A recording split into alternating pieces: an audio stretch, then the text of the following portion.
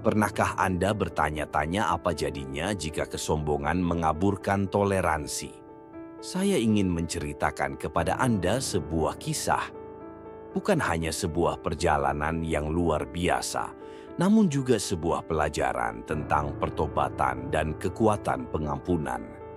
Ceritanya dimulai di sebuah kota pesisir kecil, di mana sebuah gereja kuno berdiri tegak di tengah alun-alun utama. Di sana, Pastor Markus dihormati oleh seluruh kota. Dia tegas, tangguh, dan sepertinya selalu benar dalam segala hal. Semua orang memandangnya dengan kekaguman dan sedikit ketakutan. Namun jauh di lubuk hatinya, Markus selalu menganggap dirinya lebih unggul dari orang lain, bahwa hanya dialah yang mengerti mana yang benar dan salah. Suatu hari, seorang biksu aneh muncul di kota. Orang-orang memanggilnya Yusuf, pria yang lemah lembut, bermata hangat, membawa pesan cinta dan toleransi. Ketika Yusuf masuk gereja, dia tidak datang untuk menantang atau menentang. Dia hanya ingin berbicara tentang pengampunan, tentang orang-orang yang perlu belajar memahami dan menerima satu sama lain. Namun bagi Pastor Markus, hal itu terasa seperti sebuah penghinaan. Ia menganggap keyakinannya adalah kebenaran, dan apa yang dikatakan Yusuf hanyalah omong kosong belaka. Kemarahan berkobar di hati Markus. Dia berdiri, menunjuk ke arah Yusuf, dan mengusirnya keluar dari gereja. Ketika Yusuf mencoba menjelaskan lagi, Markus tidak bisa mengendalikan diri lagi dan mendorongnya dengan keras menuruni tangga batu yang dingin. Pada saat itu, segalanya seakan berhenti. Suasana di dalam gereja menjadi sangat berat. Orang-orang beriman berdiri diam, tidak ada yang berani mengucapkan sepatah kata pun. Lalu tiba-tiba, sesuatu yang buruk terjadi. Tepat di depan mata semua orang, kepala Pastor Markus berubah. Dari wujud manusia, ia menjelma menjadi kepala kambing. Kombinasi aneh antara tubuh manusia dan wajah binatang yang keras kepala dan keras kepala. Matanya dipenuhi ketakutan, tetapi yang lebih menakutkan adalah dia tidak bisa lagi berbicara bahasa manusia. Setiap kali saya mencoba membuka mulut, hanya suara mengembik yang serak yang keluar. Markus ingin berteriak. Dia ingin mengatakan bahwa dia tidak salah.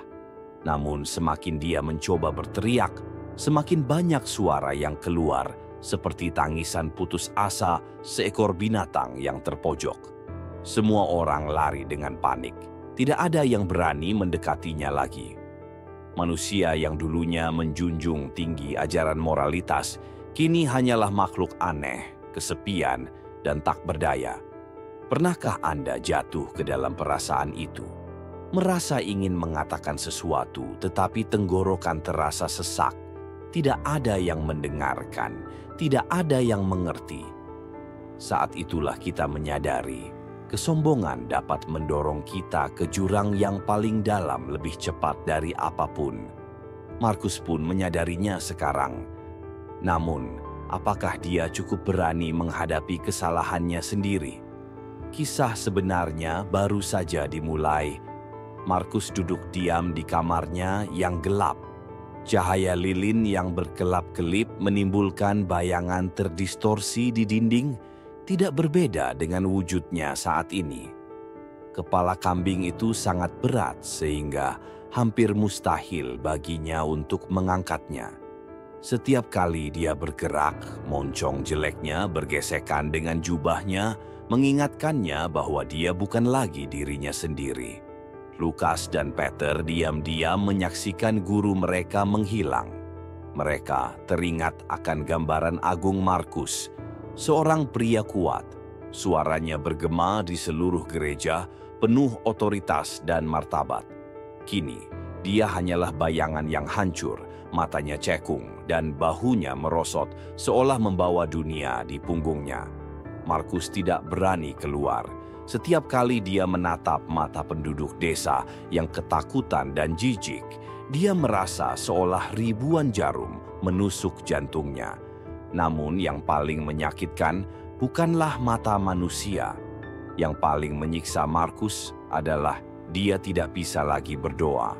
Setiap kali dia mencoba meninggikan suaranya, yang keluar dari tenggorokannya hanyalah auman parau, seperti suara binatang.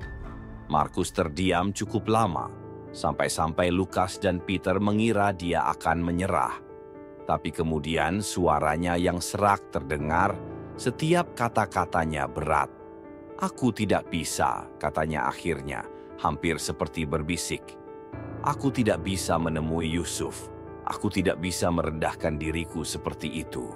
Lukas dan Peter saling berpandangan, lalu menatap Imam Rahim dengan penuh harap. Namun lelaki tua itu hanya menghela napas dan berkata, "Itu adalah pilihanmu, Markus. Tapi ingat, semakin lama kau menolak menghadapi kesalahanmu, semakin dalam kutukan ini mengakar dalam jiwamu." Malam itu, Markus tidak bisa tidur. Angin pegunungan bertiup lembut, namun dinginnya menusuk hingga ke tulang. Dia duduk di luar rumah kecil Imam Rahim, menatap langit yang dipenuhi bintang. Kepalanya yang berbentuk kambing terasa lebih berat dari sebelumnya. Setiap kali dia memejamkan mata, wajah Yusuf muncul di benaknya. Tatapan lembutnya, kata-katanya yang tenang, dan bagaimana dia dulu menerima segala hinaan Markus dengan diam tanpa membalas. Markus menggertakkan giginya. Dia tidak ingin mengingat itu. Tapi semakin dia berusaha mengusir bayangan Yusuf, semakin kuat perasaan bersalahnya merayapi dirinya, seperti belitan rantai yang tak terlihat. Akhirnya, menjelang fajar, Markus membuat keputusan. Dengan suara pelan namun tegas, dia berkata kepada Lukas dan Peter, "Ayo pergi menemui Yusuf." Perjalanan ke desa tempat Yusuf tinggal bukanlah perjalanan yang mudah. Mereka harus melewati lembah berkabut, menyusuri jalanan berbatu yang hampir tertutup oleh akar-akar pohon tua. Mereka melewati sungai dangkal yang airnya berkilauan di bawah cahaya matahari pagi. Sepanjang perjalanan, Markus tetap diam. Pikirannya terus berkecamuk. Dia takut, bukan pada Yusuf, tapi pada dirinya sendiri, pada kebenciannya, pada egonya, pada kemungkinan bahwa Yusuf akan menolak memaafkannya. Setelah 2 hari perjalanan, akhirnya mereka tiba di desa kecil yang dulu pernah Markus tinggali sebelum hidupnya berubah akibat kutukan. Desa itu tidak banyak berubah. Atap-atap rumah masih beratapkan jerami, anak-anak masih bermain di jalanan, dan suara alat tenun masih terdengar dari rumah-rumah pengrajin kain. Namun, ada satu hal yang berbeda. Orang-orang menatapnya dengan campuran ketakutan dan kebingungan. Mereka berbisik-bisik satu sama lain, menunjuk ke arah kepalanya yang berbentuk kambing. Markus menundukkan kepala, merasa malu. Dulu, dia berjalan di desa ini dengan keangkuhan. Kini, dia merasa seperti orang buangan. Lukas bertanya pada seorang pria tua di pasar tentang keberadaan Yusuf. Pria itu menatap mereka dengan curiga sebelum akhirnya berkata, "Yusuf tinggal di tepi desa, dekat ladang gandum. Dia sudah lama tidak banyak bergaul dengan orang-orang di sini." Markus merasa dadanya semakin sesak. Dia tahu ini salahnya. Yusuf dulunya adalah bagian dari komunitas ini, tetapi setelah kejadian dengan Markus, dia perlahan menarik diri dari kehidupan sosial. Saat mereka tiba di rumah Yusuf, Markus merasa kakinya berat. Rumah itu kecil dan sederhana, dengan kebun yang ditanami berbagai tanaman obat. Pintu kayunya sedikit terbuka, seolah-olah mengundang mereka masuk. Lukas mengetuk pintu, dan beberapa detik kemudian, seorang pria muncul dari dalam. Yusuf.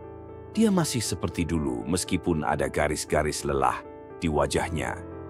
Matanya yang lembut menatap mereka dengan tenang, dan saat melihat Markus, dia tidak menunjukkan keterkejutan atau kemarahan. hanya keheningan yang panjang. Markus menelan ludah. Kata-kata yang telah ia latih dalam pikirannya tiba-tiba menguap. Tenggorokannya terasa kering. Dia ingin berbicara, ingin meminta maaf, tetapi rasa takut menahannya.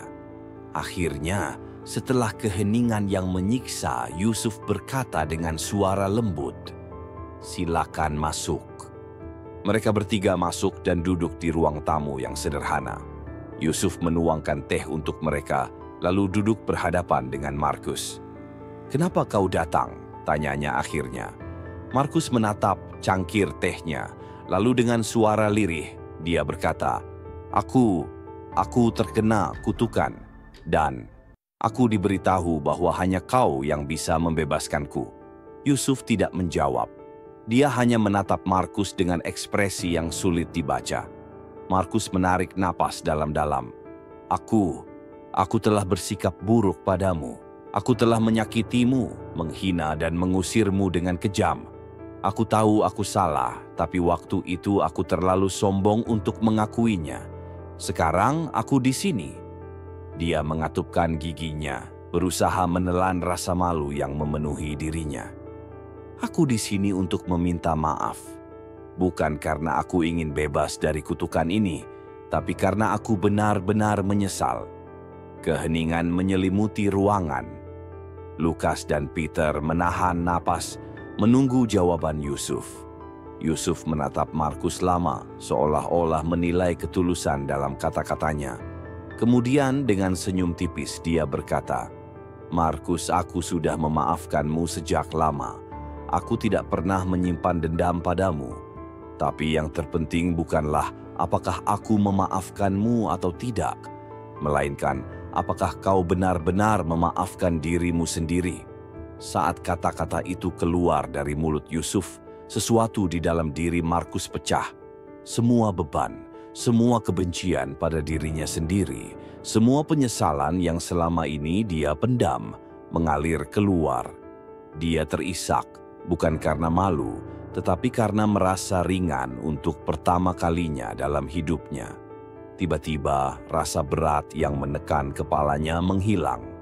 Markus mengangkat tangannya, menyentuh wajahnya, dan merasakan kulit manusia. Kepalanya kembali normal. Lukas dan Peter terperangah. Markus mengangkat wajahnya, menatap mereka dengan air mata yang masih menggenang di matanya. Mereka semua tersenyum. Markus akhirnya bebas. Bukan hanya dari kutukan fisik, tetapi dari beban yang selama ini mengikat jiwanya. Dan dia tahu, ini bukan akhir dari perjalanan hidupnya. Ini adalah awal yang baru. Yusuf menepuk pundaknya dengan lembut. "Pergilah, Markus, jadilah orang yang lebih baik dari kemarin." Dan untuk pertama kalinya dalam hidupnya, Markus merasa benar-benar damai. "Aku pergi, aku akan minta maaf pada Yusuf." Untuk pertama kalinya mata Markus bersinar terang, bukan cahaya kebanggaan seperti sebelumnya, melainkan cahaya seorang pria yang benar-benar menyadari kesalahannya. Saat fajar menyingsing, Markus sudah berdiri di depan rumah Yusuf. Seluruh tubuhnya gemetar, bukan karena takut, tapi karena penyesalan. Sepanjang jalan dia memikirkan hari itu, hari di mana dia mengusir Yusuf dari gereja, menghinanya di depan semua orang. Saat itu dia pikir dia benar. Dia pikir dialah pemandunya, satu-satunya yang mengetahui kebenarannya. Tapi sekarang dia hanya melihat dirinya kecil, bodoh dan kejam. Pintu rumah Yusuf terbuka. Pria itu masih selembut biasanya. Matanya tidak menunjukkan kebencian atau kemarahan. Mata itu membuat Markus semakin merasa patah hati. Tanpa menunggu Yusuf berkata apa-apa, Markus berlutut. Kepalanya tertunduk rendah ke tanah. Untuk pertama kalinya dalam hidupnya, dia merasa perlu berlutut. Bukan karena ada yang memaksanya, tapi karena dia ingin. Seluruh tubuhnya gemetar dan suaranya tercekat. Namun, setiap kata yang akhirnya keluar dari mulutnya berasal dari lubuk hatinya yang paling dalam. "Yusuf, aku salah." Bukan hanya menghinamu, tapi aku juga menyinggung kebaikan dan toleransi yang kamu tunjukkan padaku. Aku sombong, aku keras kepala. Aku menganggap diriku satu-satunya yang memegang kebenaran. Tapi aku salah. Tolong, maafkan aku. Udaranya tenang. 1 detik, lalu 2 detik. Rasanya seluruh dunia berhenti pada saat itu. Markus menutup matanya, menunggu sesuatu, apa saja. Hukuman, kemarahan, atau mungkin kebencian yang pantas ia terima setelah semua yang ia lakukan. Namun, tidak ada teriakan, tidak ada kata-kata kasar, hanya keheningan yang menenangkan. Perlahan dia mendengar langkah kaki mendekatinya. Dia merasakan sebuah tangan lembut menyentuh bahunya. Saat dia mengangkat kepalanya, yang dilihatnya hanyalah senyuman. Senyuman tulus yang datang dari seseorang yang seharusnya membencinya, tetapi justru menunjukkan kasih sayang. Yusuf memandang Markus dalam diam, lalu tersenyum lembut. Matanya dipenuhi dengan kedamaian dan ketulusan. Aku tidak pernah marah padamu, Markus. Hatiku selalu mendoakanmu agar mendapat cahaya dan kedamaian. Aku memaafkanmu, bukan karena aku hebat, tapi karena aku mengerti. Semua orang pernah melakukan kesalahan dalam hidup. Yang penting kamu menyadarinya dan ingin memperbaikinya. Saat itu Markus merasa ada cahaya yang menyinari jiwanya. Angin sepoi-sepoi bertiup, sejuk dan anehnya damai.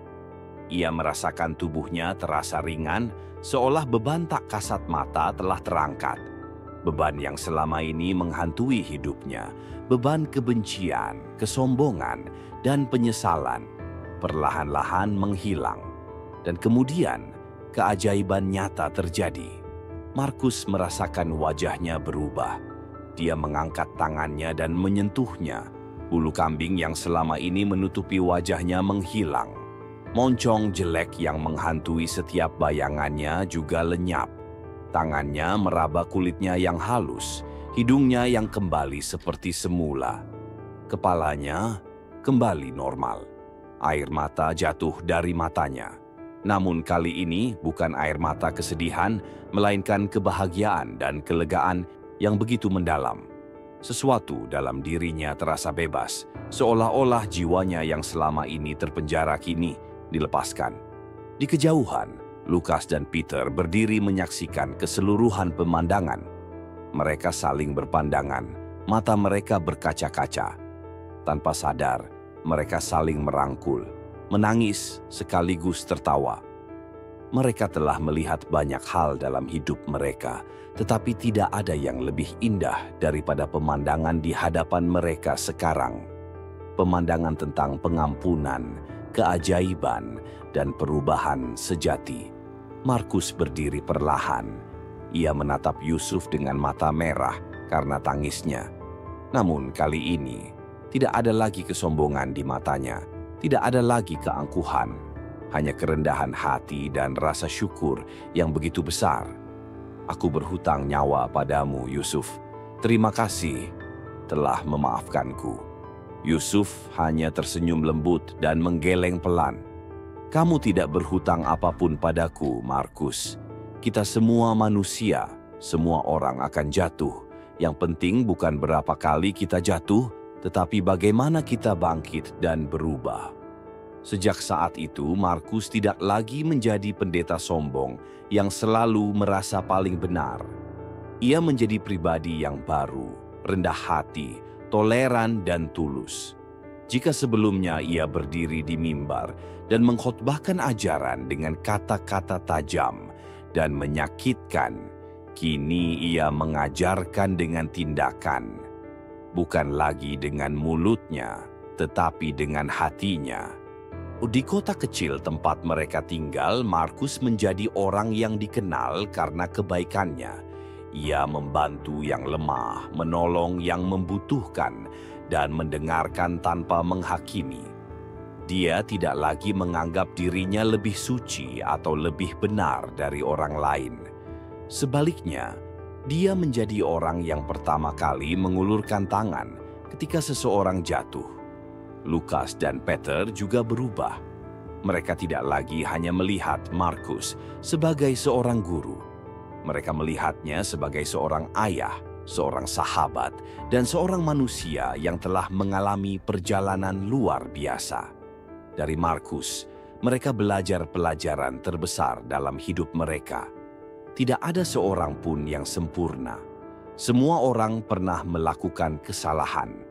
Namun, setiap orang berhak mendapatkan kesempatan kedua selama mereka mengakui kesalahan mereka dan bersedia untuk berubah.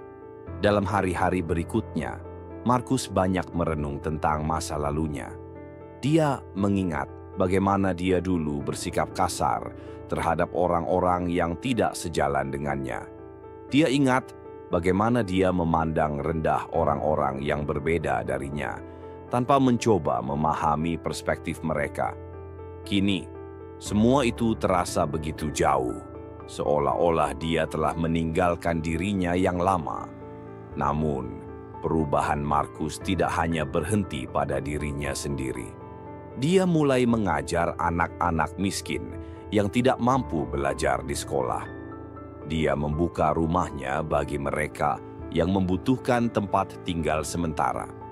Setiap hari, dia menghabiskan waktu dengan orang-orang yang dulu tidak pernah ia pedulikan. Lukas dan Peter juga mulai mengikutinya dalam kegiatan sosial. Mereka belajar bahwa iman sejati tidak hanya diukur dari seberapa banyak seseorang berbicara tentangnya, tetapi dari seberapa besar seseorang bisa menunjukkan kasih dalam tindakan nyata. Mereka menjadi saksi bahwa seseorang bisa berubah sejauh manapun kesalahannya di masa lalu. Salah satu perubahan paling besar terjadi di gereja tempat Markus dahulu berkhotbah. Jemaat yang dulu takut akan kata-katanya yang tajam kini melihatnya dengan penuh hormat dan kekaguman. Mereka melihat bagaimana dia tidak hanya berbicara tentang kasih, tetapi juga menjalankannya. Dia berbicara dengan lemah lembut, mendengarkan mereka yang memiliki masalah, dan membantu dengan apapun yang dia bisa. Dan mungkin keajaiban terbesar di dunia ini bukanlah mukjizat yang terlihat oleh mata manusia, melainkan sesuatu yang hanya bisa dirasakan oleh hati. Keajaiban terbesar adalah pengampunan. Karena pengampunan yang datang dari hati dapat mengubah manusia. Mengubah kebencian menjadi kasih sayang, kesombongan menjadi kerendahan hati, dan kesalahan menjadi pelajaran hidup yang berharga. Begitulah kisah Markus.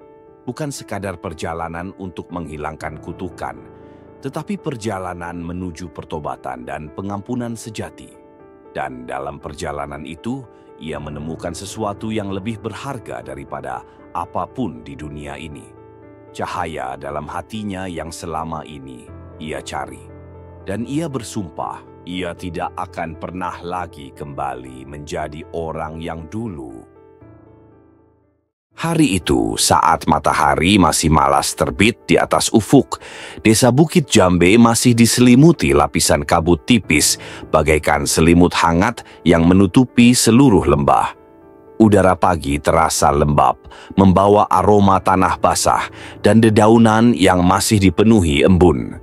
Hutan tua yang mengelilingi desa tampak diam, tetapi jika diperhatikan dengan saksama, pepohonan bergerak sedikit tertiup angin, dahan-dahan mereka berderit pelan seperti sedang berbisik satu sama lain. Suara jangkrik perlahan memudar, digantikan oleh kicauan burung-burung yang mulai bangun dari sarangnya. Namun, pagi itu tidak seperti pagi-pagi sebelumnya. Ada sesuatu yang berbeda, sesuatu yang akan mengubah kehidupan desa selamanya.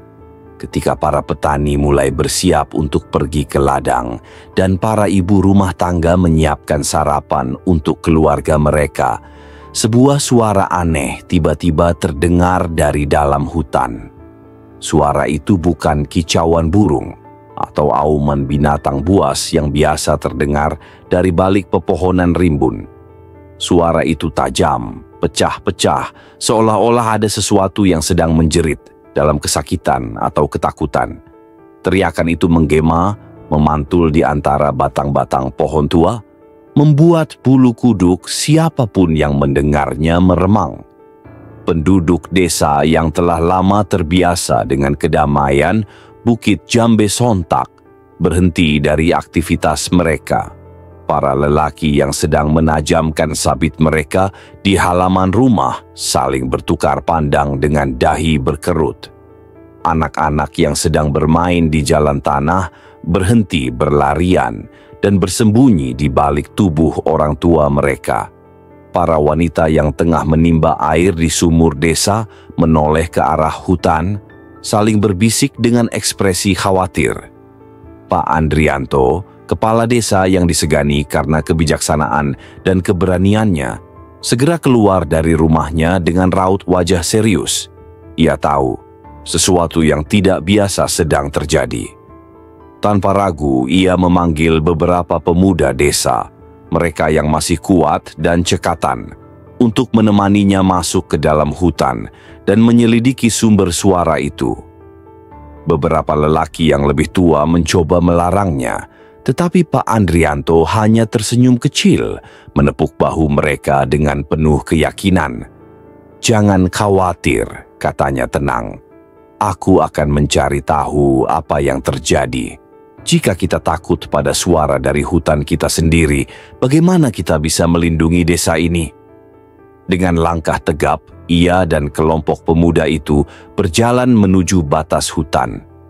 Setiap langkah mereka diiringi tatapan cemas dari penduduk desa yang hanya bisa menunggu di tepi jalan.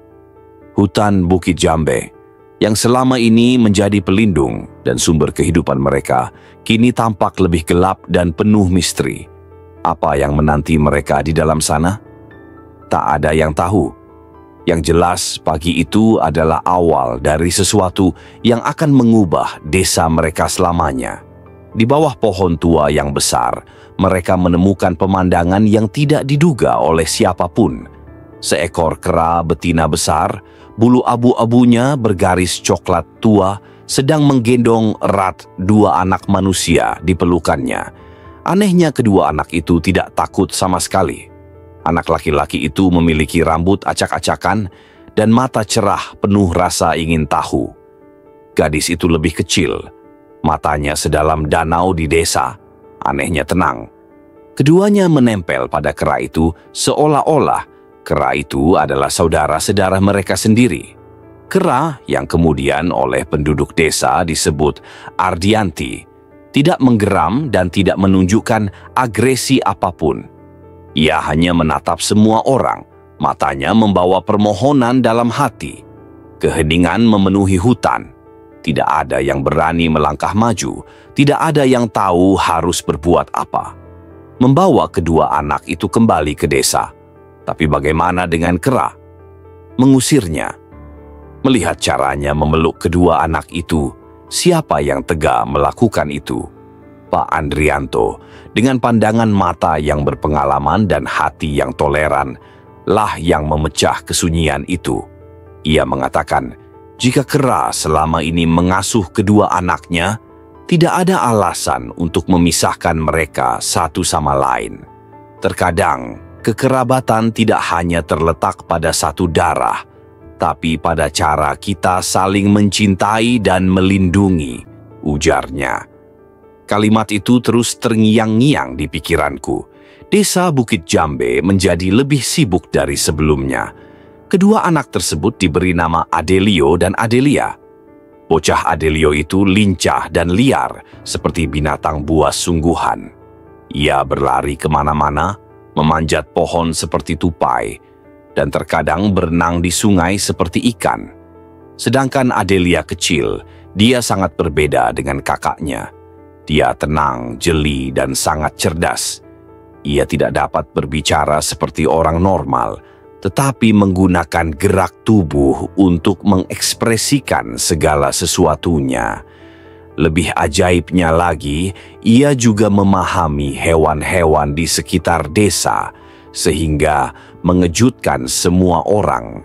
Pada awalnya, penduduk desa terbagi menjadi dua faksi yang berbeda. Satu sisi bersimpati dengan kedua anaknya dan menyayangi Ardianti sebagai ibu kandung. Pihak lain bingung dan takut. Mereka mengira jika hidup bersama kera begitu lama, mereka mungkin bukan manusia lagi. Bagaimana jika mereka tumbuh menjadi berbahaya? Saya memahami kekhawatiran mereka.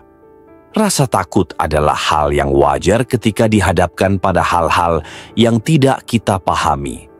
Namun kemudian, Ardianti dan kedua anaknya lambat laun mengubah segalanya.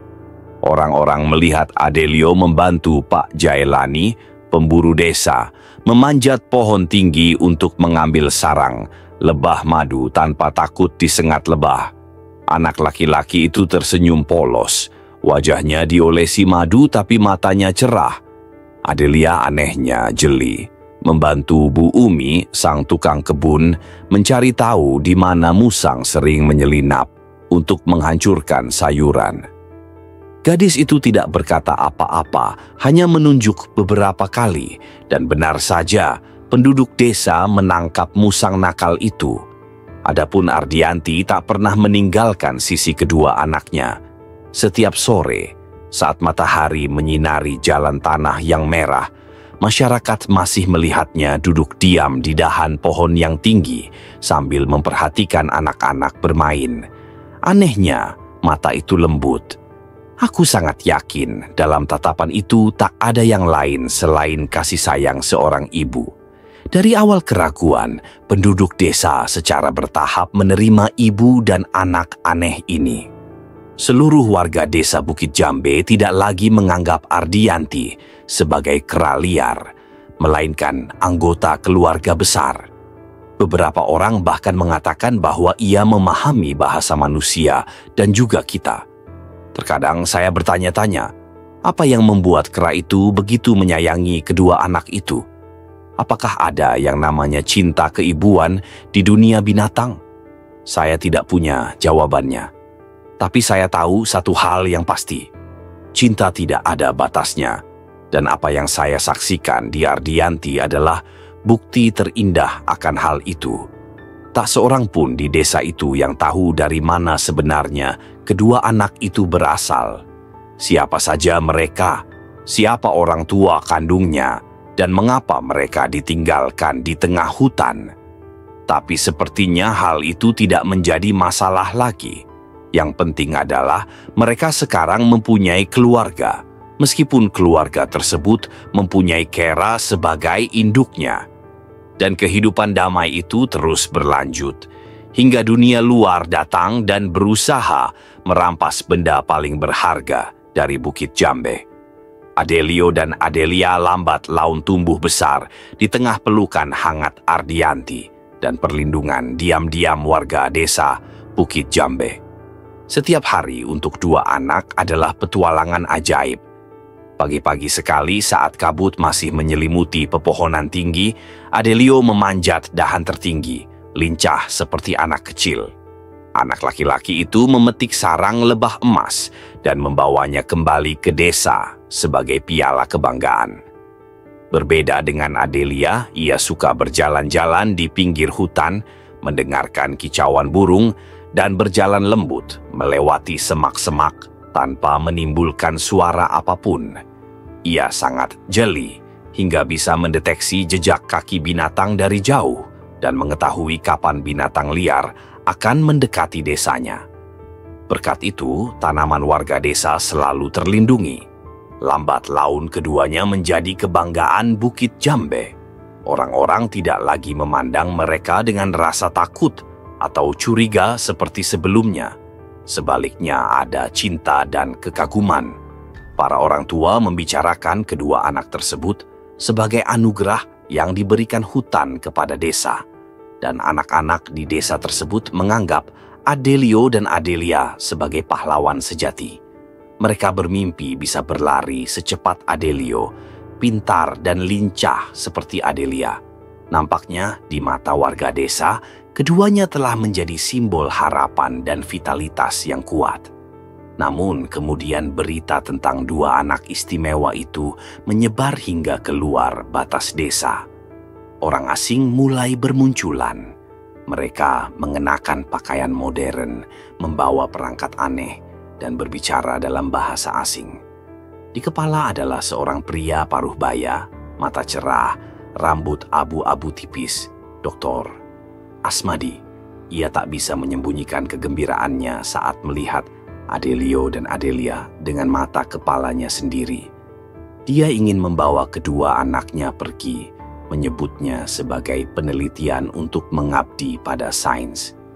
Penduduk desa melakukan protes dengan kekerasan.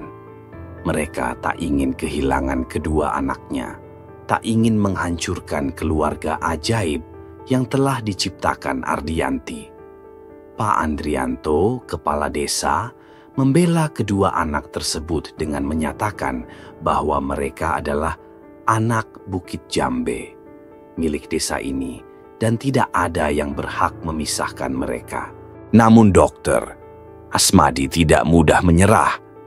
Malam itu ketika seluruh desa tertidur, dia memimpin sekelompok orang untuk kembali secara diam-diam.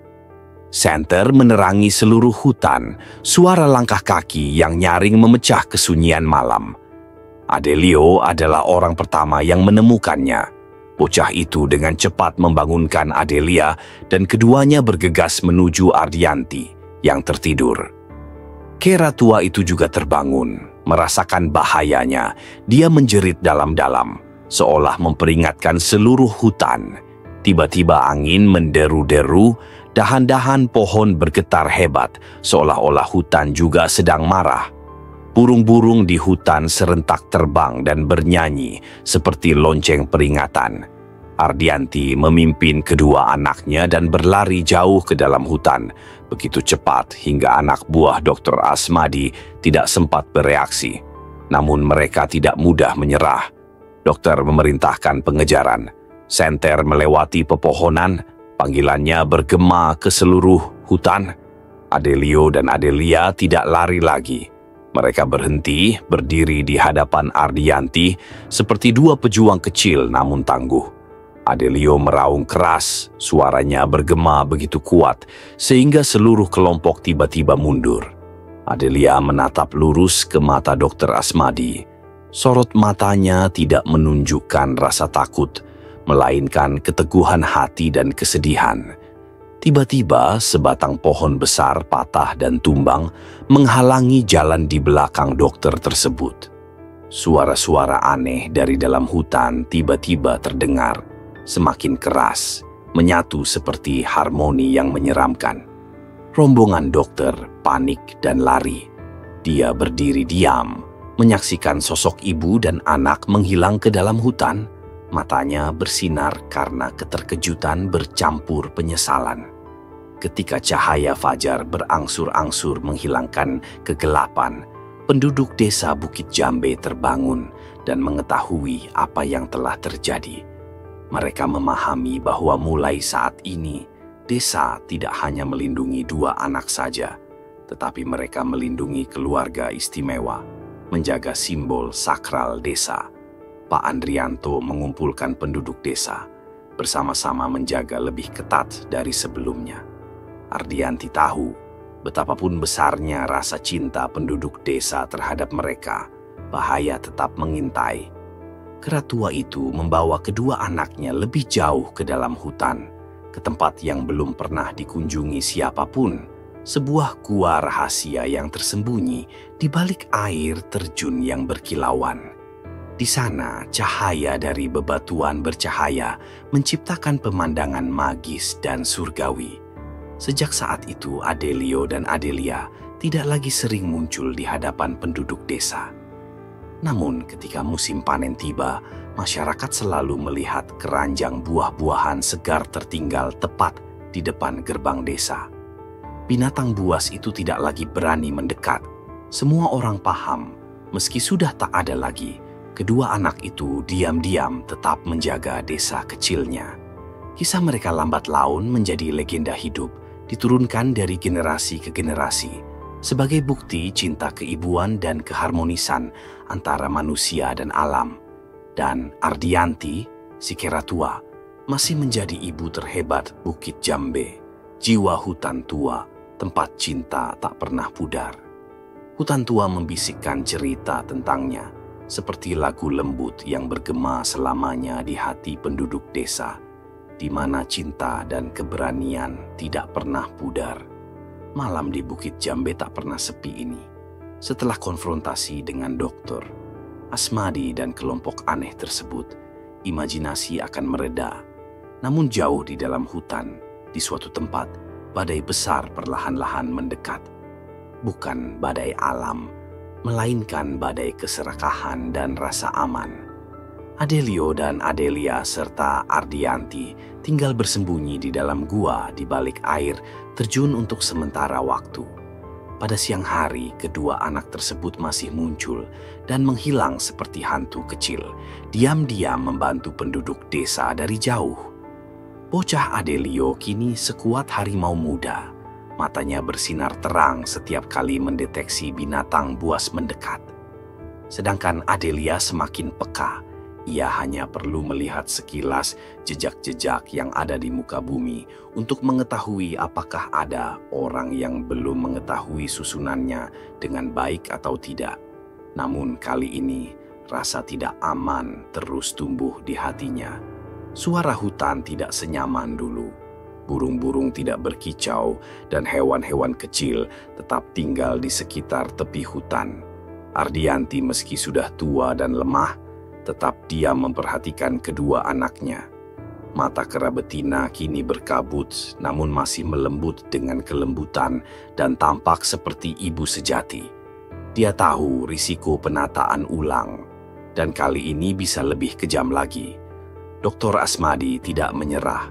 Setelah kegagalan sebelumnya, ia kembali ke kota, membawa serta laporan ilmiah yang menjanjikan. Orang-orang yang lebih berkuasa memperhatikan kedua anak aneh itu.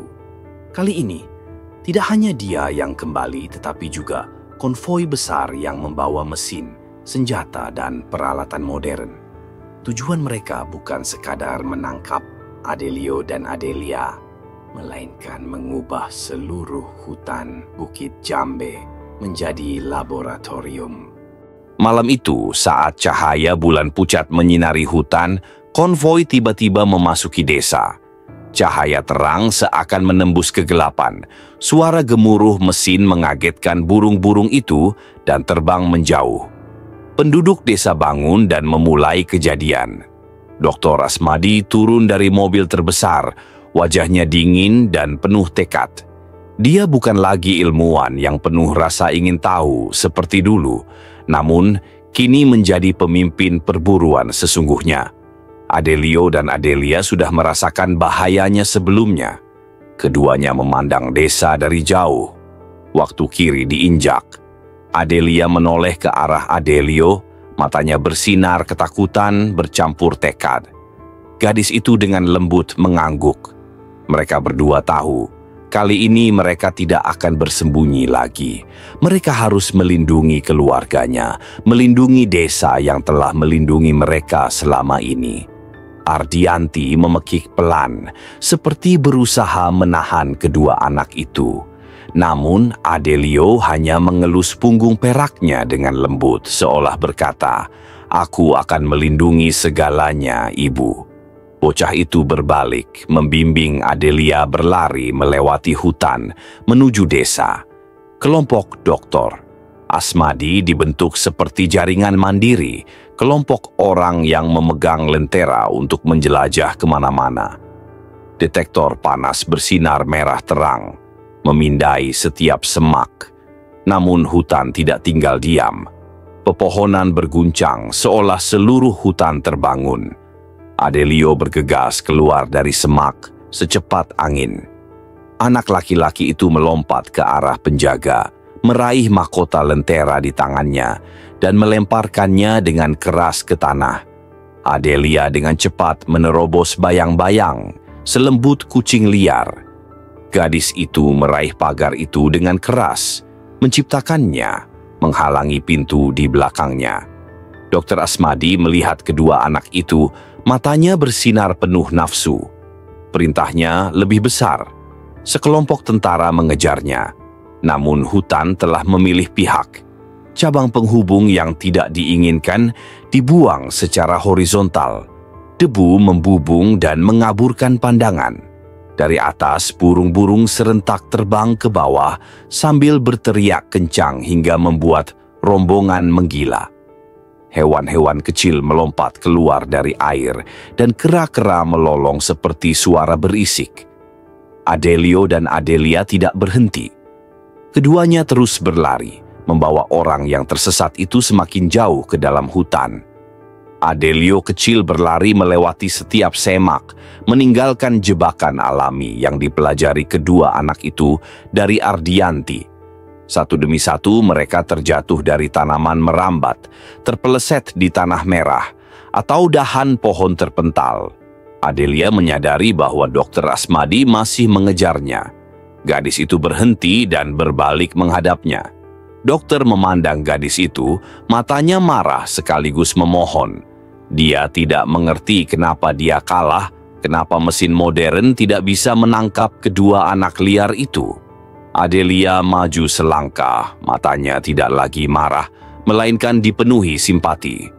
Gadis itu dengan lembut mengangkat tangannya ke tempat jantungnya berdetak kencang. Seolah berkata, "Kami bukan subjek percobaan. Kami adalah bagian dari hutan ini. Jiwa Bukit Jambe tidak bisa diambil." Dokter manusia statis. Dia sadar dia bisa mengalahkan alam, berpikir dia bisa mengalahkan cinta dan keberanian kedua anaknya. Untuk sesaat, matanya melembut. Namun di latar belakang, suara mesin dan relaksasi masih terdengar. Adelio muncul di samping adiknya sambil memegang tangannya erat-erat. Anak laki-laki itu menatap lurus ke arah dokter untuk terakhir kalinya. Lalu mereka berdua berbalik dan bergegas ke dalam hutan, menghilang seperti dua hembusan angin. Rombongan dokter ricuh, ada yang terjatuh, ada yang lari. Seluruh hutan sepertinya ikut serta dalam perang itu, berguncang seolah ingin memusnahkan orang luar. Fajar terbit. Melalui pepohonan hijau, sinar matahari pertama menyinari air terjun yang berkilauan, tempat gua rahasia Adelio dan Adelia berada. Setelah pertempuran sengit tadi malam, hutan kembali ke keheningan aslinya, seolah-olah tidak pernah terjadi apa-apa. Namun jauh di lubuk hati masyarakat Bukit Jambe, segalanya telah berubah selamanya. Penduduk desa bangun lebih awal dari biasanya, tidak ada yang mengucapkan sepatah kata pun kepada siapapun, tetapi mata mereka saling memandang dengan penuh pengertian. Mereka tahu bahwa tidak akan ada lagi awak pesawat yang kembali, tidak akan ada lagi mesin yang lebih besar atau lentera yang berkelap-kelip di malam hari. Dr. Asmadi dan kelompoknya mundur, membawa serta kekalahan dan imperialisme. Mereka tidak percaya bahwa alam bersama dua anak kecil dapat melindungi dirinya sendiri dengan sekuat itu. Jauh di dalam hutan, Adelio dan Adelia masih duduk di tepian sungai Ardianti. Kera tua itu lelah sepanjang malam. Bulu perak dari sinar matahari pagi tersaring, tampak seperti seorang pejuang tua yang baru saja menyelesaikan misi terbesar dalam hidupnya. Matanya dengan mudah menatap kedua anak kecil itu, seolah dia sedang memproses gambaran yang mereka dapat ke dalam pikirannya. Adelio dengan lembut menggandeng tangan Rejeki Ardianti, tangan yang menaungi anak laki-laki dan adiknya sejak kecil. Anak laki-laki itu tidak menangis, namun jauh di lubuk hatinya sakit. Ia tahu Ardianti sudah tua, tak punya banyak waktu lagi bersama kedua kakaknya. Adelia meremas erat tangan kakaknya, matanya berkaca-kaca. Apapun yang gadis kecil itu ingin katakan, dia hanya perlu menatap mata kakaknya untuk memahaminya. Mereka tahu hari ini akan tiba, tapi tidak punya waktu untuk bersiap menghadapinya. Ardianti menyentuh lembut kedua pipi anak itu, seolah ingin mendengar sesuatu, namun kemudian ia hanya tersenyum. Senyuman lembut itu Adelio dan Adelia tidak akan pernah melupakannya seumur hidup mereka. Matahari terbit lebih tinggi, menyinari air terjun. Cahaya merayap ke dalam gua, seperti periode ajaib. Ardianti balas melotot, napasnya terasa ringan. Seluruh hutan tampak sunyi, tidak ada lagi angin, tidak ada lagi kicauan burung. Yang tersisa hanya suara gemericik air terjun, bagaikan alunan musik jiwa yang agung. Adelio dan Adelia tidak memberontak. Lama sekali mereka duduk di sana. Tangan kecil mereka masih menggenggam erat tangan ibu tua itu. Meski tahu Ardianti telah tiada, kedua kakak beradik itu tetap merasakan kehadirannya di setiap tetes pohon, di setiap sepoi-sepoi angin yang lewat. Saat tirai dibuka, kedua bersaudara itu berdiri bersama di depan gua sambil memandang ke arah desa Bukit Jambe. Adelio kecil, yang dulunya anak nakal, kini memiliki tatapan penuh tekad di matanya. Adelia kecil masih lembut dan lembut, namun jauh di dalam matanya terdapat api tekad yang tidak pernah padam. Mereka tahu bahwa mereka tidak bisa lagi bersembunyi di dalam hutan. Bukit Jambe adalah rumah mereka, dan penduduk desa yang telah mencintai dan melindungi mereka berhak untuk hidup dalam kedamaian sejati. Keesokan paginya saat matahari belum terbit, warga desa Bukit Jambe bermimpi mendengar langkah kaki yang familiar. Dari jauh, dua siluet kecil mendekat. Mereka adalah Adelio dan Adelia. Seluruh desa sepertinya hancur. Anak-anak berlari keluar untuk memeluk kedua bersaudara itu, dan para lansia menitikkan air mata kebahagiaan. Pak Andrianto, kepala desa, mendekat dan meletakkan tangannya di bahu Adelio. Dia tidak berkata apa-apa, hanya mengangguk pelan, sebagai pengakuan bahwa anak laki-laki itu telah dewasa dan cukup kuat untuk menjadi pelindung baru desa ini. Mulai saat ini, Adelio dan Adelia bukan lagi anak-anak yang ditakuti atau disakiti oleh penduduk desa. Mereka menjadi pemandu, membantu penduduk desa menjaga musim damai, melindungi desa dari binatang liar dan orang luar. Kawanan hewan liar pun lambat laun menjadi terbiasa dengan kehadiran kedua bersaudara tersebut. Terkadang, orang-orang melihat kera-kera kecil merayap mendekat, seolah-olah mereka juga mengetahui bahwa kedua anak kecil tersebut adalah anak-anak hutan.